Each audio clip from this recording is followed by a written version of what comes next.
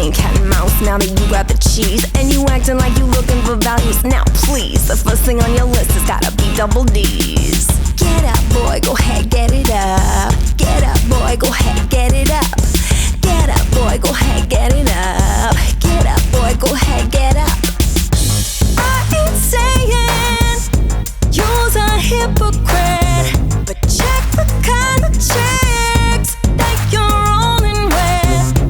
I ain't saying you're a hypocrite, but check the kind of chicks that you're rolling with. Aw, look at you ordering Dom to the table with the blondes and Louis Vuitton. Can't seem to figure out where you went wrong. Your only conversation's about taking off thongs. Hey, I'ma put it this way.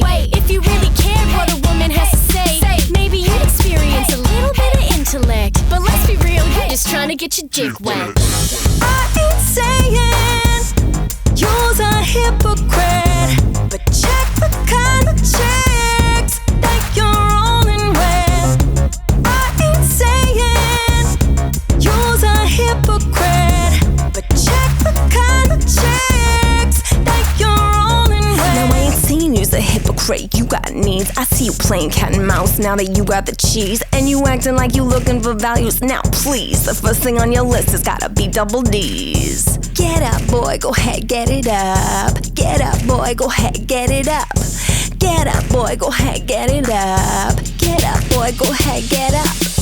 Get up, boy, go ahead, get it up. Get up, boy, go ahead, get it up. Get up, boy, go ahead, get it up. Get up, boy, go ahead, get up. Clothes off, it's sincere. Tell me not to interfere. Take down, coming near you, dish it out. Well, here's your share. Clothes off, it's sincere. Tell me not to interfere. Take down, Here we are at the BC Sports Hall of Fame, and joining me she's an entertainer, singer, songwriter, and DJ. Her name is Barron S. Welcome to the show. Thank you. Thank you for having me. So, Barron S, tell us, when did your passion for music begin? Oh, wow, that's a deep question right out of the gates. I started my passion for music actually in a slightly different arena. I started with dance. Dance? Yeah, I trained intensively as a dancer. I grew up in Halifax, Nova Scotia, and I was part of a modern dance company. I danced in the Nutcracker Ballet. I took jazz and hip hop. That was kind of like my first realization that love of music was through dance. And then I moved to BC to go to Simon Fraser University and get my degree in dance. And I actually, it's interesting how life guides you in the right direction. I was hit in a car accident.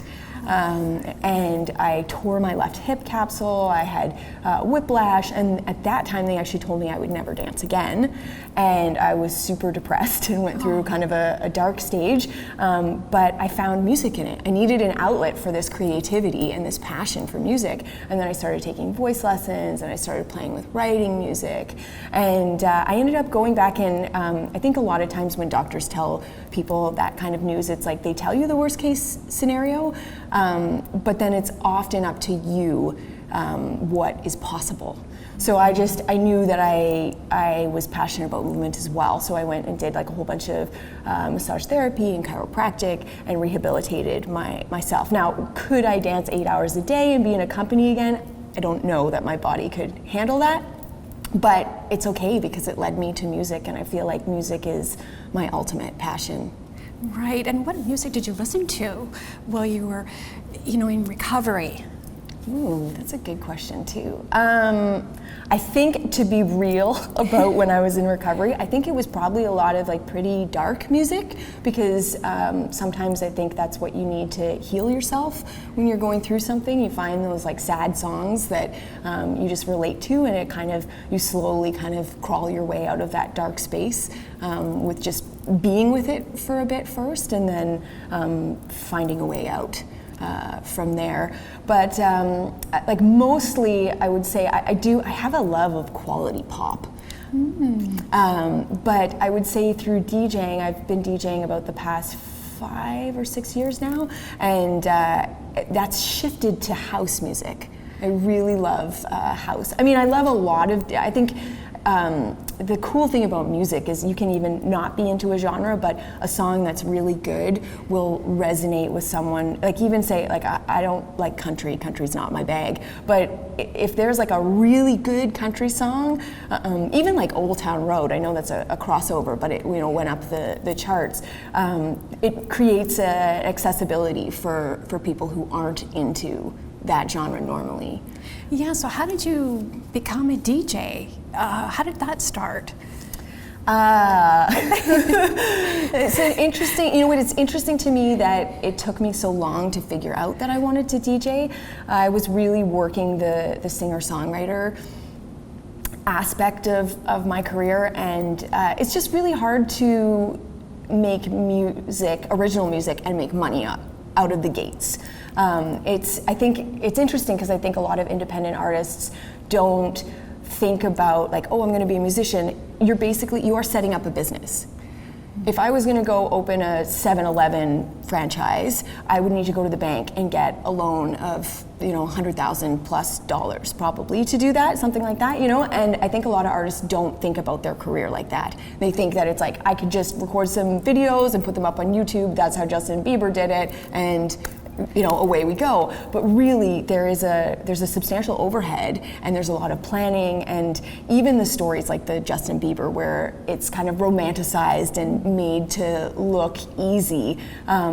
People enjoy a good story, right? So I think they take out some of how hard that person worked to lend to the story. So I was bartending and not super happy.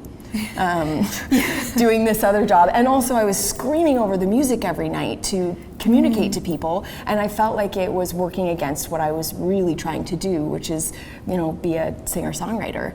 And then I'd find any time that I had a break when I was bartending, I'd run up to the DJ booth and I'd make friends with the DJ, and I'd be nerding out over music with them and like watching what they're doing. And then eventually it just kind of came to me, and it's interesting because I bought turntables right out of the gates, which are expensive. It was like my original setup was probably like $5,000, and I slowly saved and got it over about a year, and then I looked at this thing and I was like, I've never even tried this. Like, I don't even know if I'm gonna like this, but I just jumped in with 2 feet, and fortunately it was love at first spin. Wow, I mean, you're the music director and DJ for the Vancouver Canucks. Yes. I mean, that's exciting, and you're so energetic, so you get the fans. Tell us about the role. It's an amazing gig. I feel really grateful to have this gig. It's exciting, and it's also really pushed me to learn a lot. Because they did an open call a while ago, and it was actually for the Sports Bar, which is a smaller venue inside of Rogers Arena. It's about 500 people, and there's a wall that's knocked out where you can see into the arena. So that's where I started, and then the owner actually came in, I guess, and it's interesting because I was where I am in the Sports Bar, or where they had me DJing, I was kind of separate from you can't necessarily see the DJ from all the different seats there. And I guess he just came in and really liked the music, and I think actually he thought I was male, because a lot of DJs are male, and he said to our chief operating officer at the time, I want that person to audition for the arena. Wow. Which was, it was really great, and I ended up meeting him, it must have been a few months after I was in the audition stage, and it was interesting because I went up to say thank you. Like, this is this incredible opportunity, I'm learning so much, and I'm really passionate about it.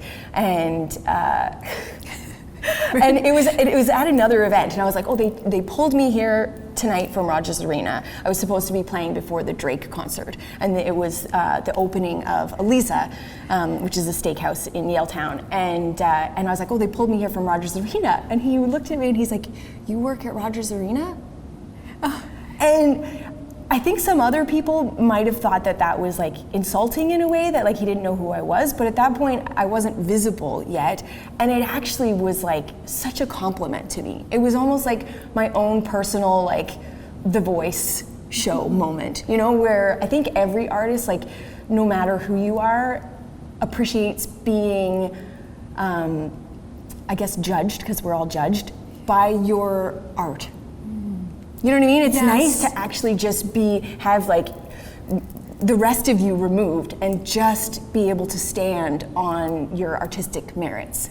And so that's kind of what that moment meant to me, was that I had been chosen just off of my musical talent. And then, you know, anything else that I can bring in terms of like energy or dance behind the decks or whatever is a bonus, but that's not why I was there in the first place.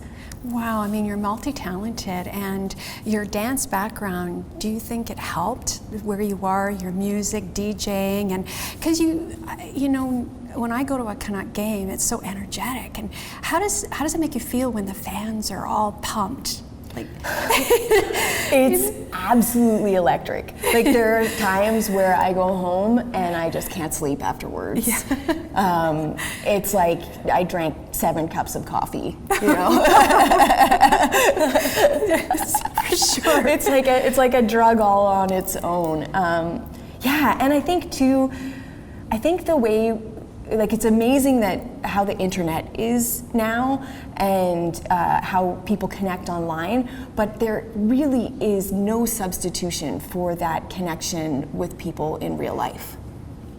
You know, so that's one of the things that I absolutely love about being in that environment, is that energy of 18,000 people together. You know, whether the crowd is all Canuck fans or whether it's like we're playing a team like Calgary and it's split and you can feel kind of this like back and forth happening in the crowd, it's an experience like no other. And you're looking forward to another season.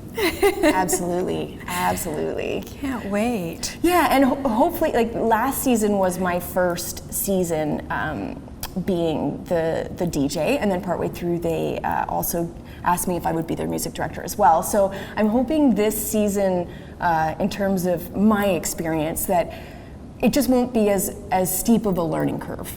It was a pretty steep learning curve for me last season, because it's different than DJing any other event. Like, you're on, it's live television, first of all. On the big screen. And live television, like, Yes. there's not that many people that even do live television anymore because it's so hard to do.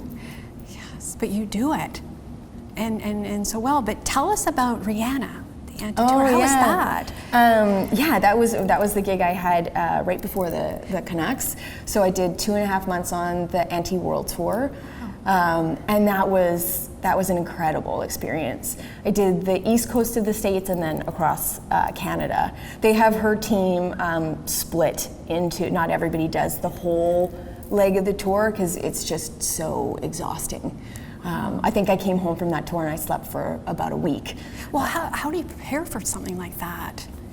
You know what, that's interesting, because I thought when I got booked for that they would not want me to play any Rihanna music. I thought it was going to be like, you know, this is, you know, that it's kind of like a pop R&B dance kind of audience and just cater to that, but don't step on her toes. And it was actually the opposite. They wanted me to study the set list and then not play any of that music, but actually to put some of her stuff into the set that I was playing before, because it just makes the audience absolutely electric, right? As soon as they hear it, they're like, that's why we're here, or this is the pump up music that we were listening to at home, or like if I could find like a good remix maybe, so it's like familiar, but they're hearing it in a new way. And that was really surprising to me. Wow. Yeah, I would have thought that they would have been like, don't step on her toes, but it was more like creating this platform that then she can come out It's and exciting. Be on. Yeah. Wow, and I know you have mixtape. Tell us about the album. Yeah, you know what, that was a terribly confusing title for me to pick for that. Because I've released 2 albums as a singer-songwriter so far. The first one was called Starting From Scratch, and then the second one is called Mixtape. I released Mixtape right before I started to DJ.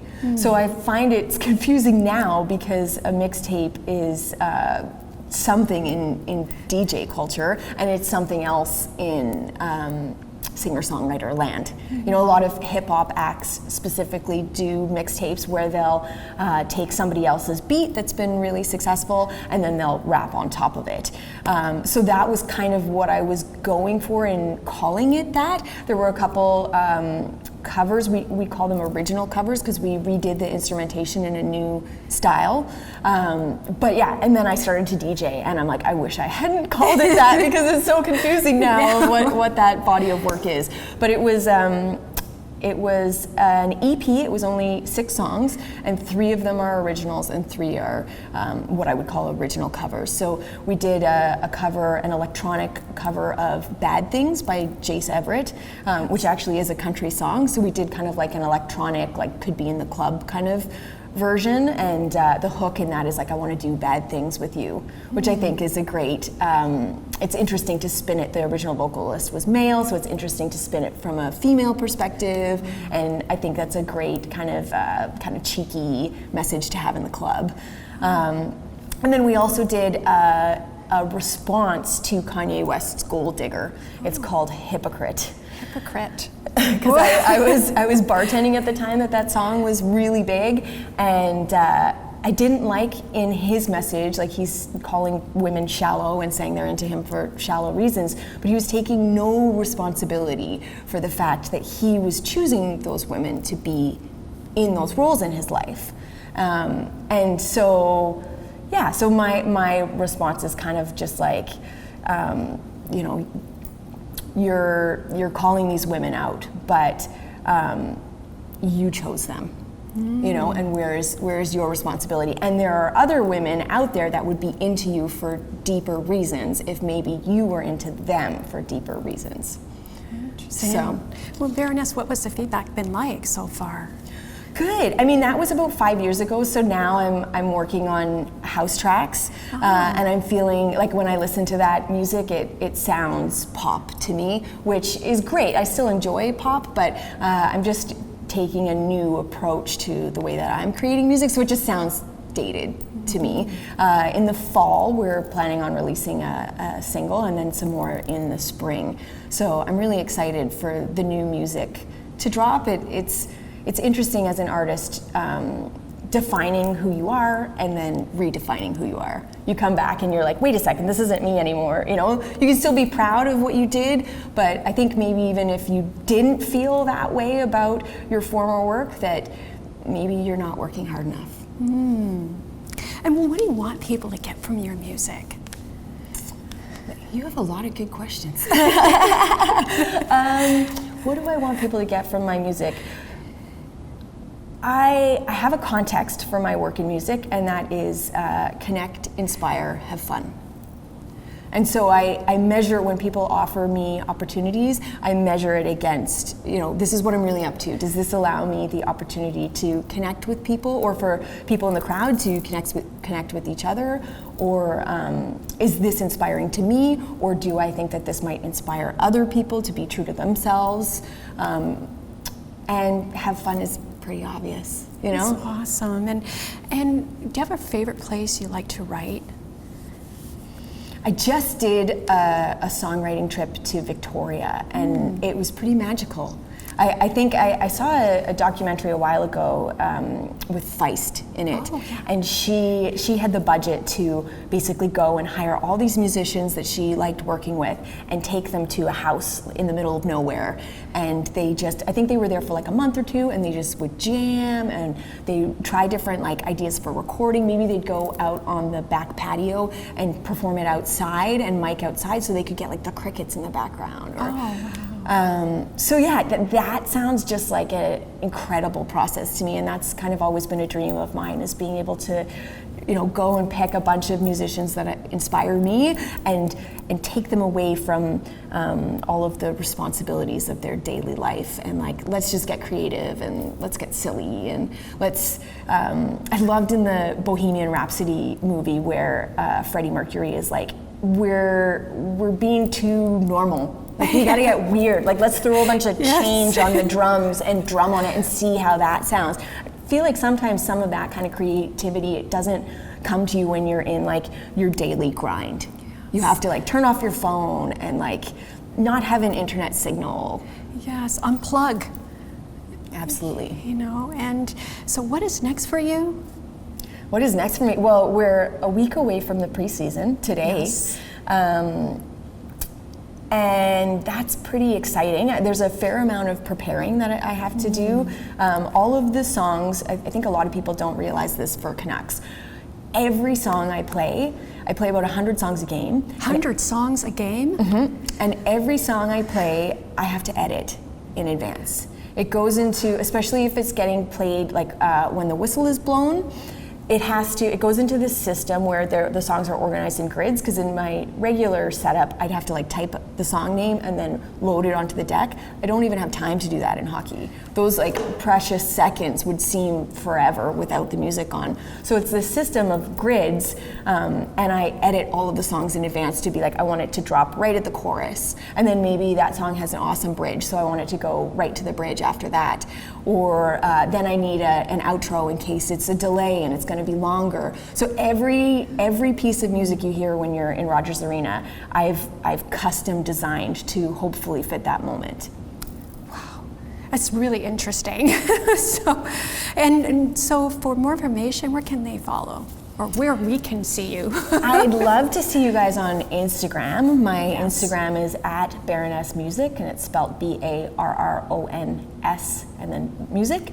I think that's I've been really resonating with Instagram, because part of the exciting thing about starting with the Canucks is not just, I get this stage that I get to share what I love on, but it's also connecting with the fans. And Instagram is great because it's a way that people you don't even know can just reach out to you. And even, we were talking about earlier in the summer, we were talking about things like, what should our goal song be, or what should our walk-in song be? And I had a bunch of diehard fans that were messaging me saying like, this is what I would love to see, or maybe you don't realize, because I haven't been with the organization for a really long time, maybe you don't realize the history of this other song that we used to play like 8 years ago, or and this year is the 50th season too, right? So I value those contributions from fans that much more, because it's like, if I can pull something in that is going to resonate with fans who have been here for 30 years or 40 years, that's pretty cool. Wow. Thank you very much for coming on the show. Thanks for having me. I'd love you to come back. I'd love to. I'd love to do this again. Go Canucks, go. Yeah, go Canucks, go.